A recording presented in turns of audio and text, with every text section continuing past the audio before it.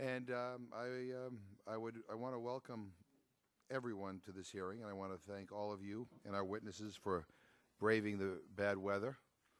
I think some of you came here by canoe, but we very much appreciate you being here.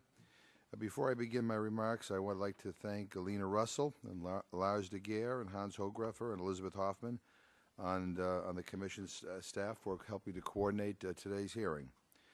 Now, I didn't think I would ever say this, but the sad fact is that the international humanitarian crisis of Sudan's internally displaced and refugees seems to have fallen off the radar screen.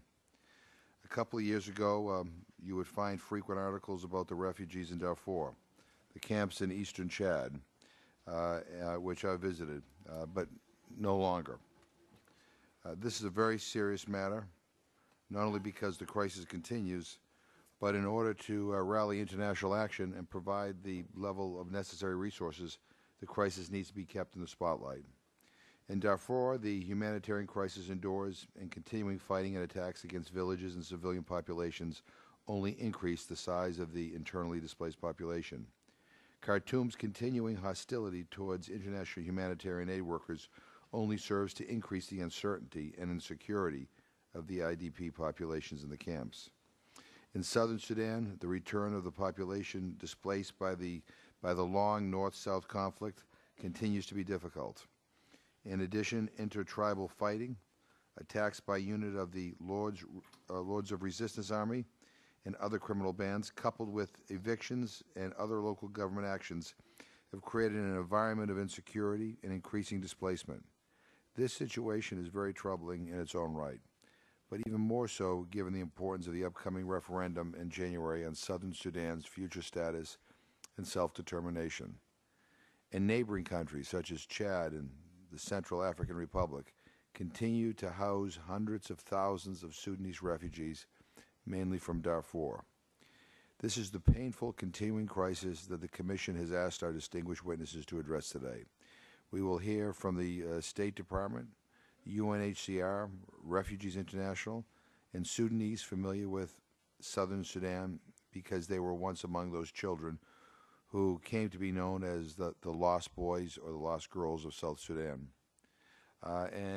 Before I introduce our first witness, I want to also thank Ari Levin, who's new on our staff, and we want to thank him for his work in putting today's hearing together.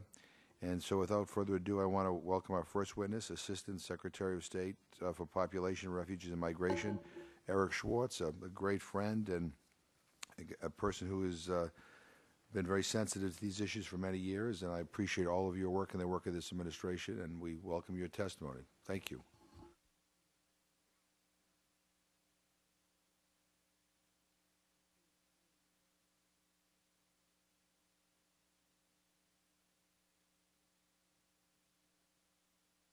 In a variety of capacities, I think probably starting at Human Rights Watch Asia in the late 1980s, although I don't want to reveal my age by... We all look younger. Well, first, before I begin my prepared remarks, let me applaud you for focusing attention on this issue. I couldn't agree with you more. The critical importance of focusing attention on this, it's been of great importance to me. And I think we need to look at a variety of issues, which is why our Bureau was deeply involved in the discussion about the presence of the MINURCAT mission in eastern Chad, which is now leaving, which is, I think, a source of real concern.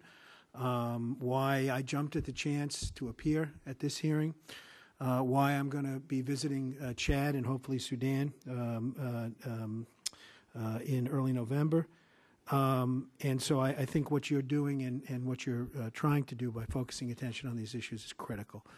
I also want, as a resident of Eastern Montgomery County, I also want to thank, although she's not here, my own congressperson, Representative Donna Edwards, for her role also, I know, that she played in promoting this hearing. Our Bureau, the Bureau of Population, Refugees, and Migration, we provide a range of aid. And I'll speak for about 8 minutes as I've been instructed, so you know how long I'm not going to speak for. We provide a range of aid for refugees and conflict victims across Sudan and in neighboring countries. It amounted this year to well over $100 million. There are about 4.5 million refugees and internally displaced persons, IDPs, in Sudan and from Sudan in neighboring countries.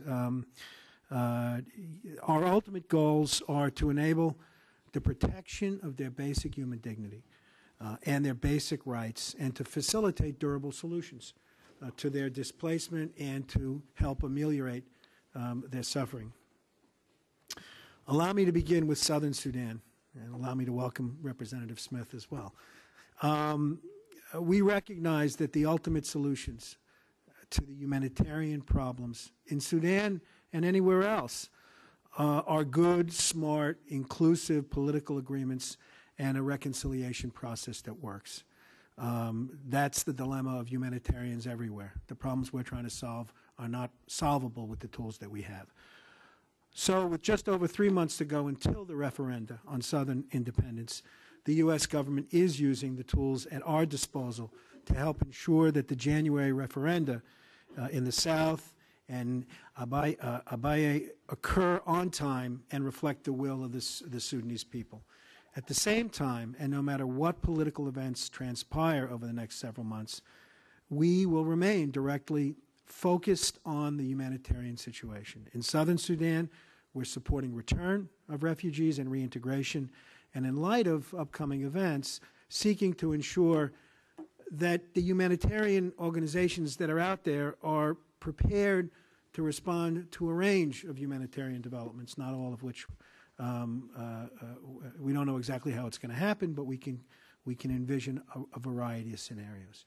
We're also focused on preventing statelessness. Should there be a vote in favor of independence, statelessness of Southerners who want to remain in the North and Northerners who want to remain in the South, and of refugees who are still outside the country. I was in New York last week at the opening of the UN General Assembly. I saw both the Sudanese Foreign Minister, Karti, and the government of Southern Sudan's Minister of Regional Cooperation, Deng Alor, and I urged them both to reach agreements that would ensure against statelessness.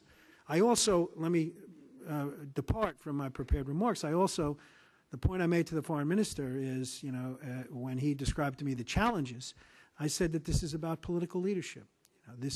Political leaders have to set the tone and to ensure the kind of reconciliation process that's going to work.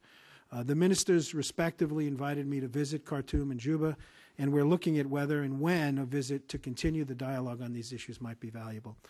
Since 2005, more than 2 million people have returned to their homes in southern Sudan and the 3 areas of Blue Nile, Abyei, and southern Kordofan. The majority have been IDPs, internally displaced persons, but more than 330,000 have returned from camps and from settlements in Ethiopia, the Central African Republic, Uganda, Kenya, Egypt, and the Democratic Republic of the Congo to return to southern Sudan. Our assistance helps to meet the needs of these returnees. And although they have slowed, these returns have slowed in advance of the referendum, we stand ready to provide support for many tens of thousands of refugees or more who could be returning next year. The U.S. also remains deeply concerned about the pressing humanitarian situation in Darfur. And even as we focus on humanitarian issues, we can't lose sight of the human rights situation and the requirements of justice. As President Obama said last week in New York, no lasting peace is possible without accountability for the crimes committed, and that the rules and universal values must be upheld. In Darfur, we assist internally displaced Sudanese and also provide support for about 40,000 Chadian refugees. Our Bureau provides support through 2 partners, the UN High Commissioner for Refugees, UNHCR, and the ICRC, and we work very closely with our partners at USAID, which is supporting a range of other assistance providers. In fact, the work of USAID and OFDA in Sudan is critical. The humanitarian situation in Darfur continues to pose enormous challenges, in particular, the challenge of access for humanitarian providers. And just as in Darfur, providing protection and assistance for some of the 270,000 Sudanese refugees in eastern Chad, as well as about 170,000 internally displaced Chadians, is a huge challenge, given the insecurity there in particular. In this fiscal year, we provided about $50 million in support for these populations for programs focused on protection, focused on health care, focused on education, focused on water, and focused on sanitation. The withdrawal, the withdrawal this year of the UN mission in eastern Chad, or MINERCAT, done at the behest of the government of Chad, will remove important security capabilities from the area, and we're now focused on promoting other mechanisms for ensuring continued protection. In short, MINERCAT's withdrawal creates some serious issues, and we're working through how to address them, but we ain't there yet. We are deeply engaged with our international partners and the government of Chad to develop effective means to address the security challenges faced after MINERCAT's withdrawal. Beyond our overseas assistance efforts for Darfuris, U.S. resettlement has been a durable solution for some of the most vulnerable Darfuris, and we intend to modestly expand those efforts in 2011. It's a complicated issue, but resettlement of Darfuris is important. I should also mention that Sudan has been a longtime host to refugees fleeing conflict in neighboring countries. At present, these include over 160,000 Eritreans in the east who continue to arrive at a rate of 1,800 a month, more or less. Some 20,000 Congolese and Central Africans in the south who have fled the Lord's Resistance Army attacks in their home countries, and some 12,000 Ethiopians. Third country resettlement is also an important option for many of the most vulnerable who have no other alternatives. And in fact, our government has resettled, our government and our people have resettled more than 30,000 Sudanese refugees over the last 2 decades. Most of them now are U.S. citizens, and they've developed vibrant communities throughout the country. I'm pleased to say that in my visits over the past year to about 7 cities around the country resettling refugees, I've had the opportunity to meet some of these folks. As I just mentioned, the ultimate way to address humanitarian crises is through political resolutions that include accountability and reconciliation. While working toward that end, we will continue to play our part in direct international humanitarian response, providing strong assistance to these populations and continuing to support bilateral and multilateral efforts to seek durable solutions and a brighter future for the many vulnerable refugee and displaced populations in and around Sudan. Thank you for your time and your interest in this issue, and I look forward to answering your questions. Well, thank you very much for your testimony. Before I ask questions, I want to acknowledge the arrival of my colleagues, Congressman Chris Smith of New Jersey and Congresswoman Donna Edwards of Maryland. And I know Mr. Smith would like to say a few words at the outset here. You have an opening statement, which, since I was a little late, I'll just ask to be made a part of the record. Without objection. And welcome Secretary Schwartz here, and thank him for his fine work. And when I get the questions, I do. Thank you. And thank you. I yield to my colleague, Congresswoman Edwards.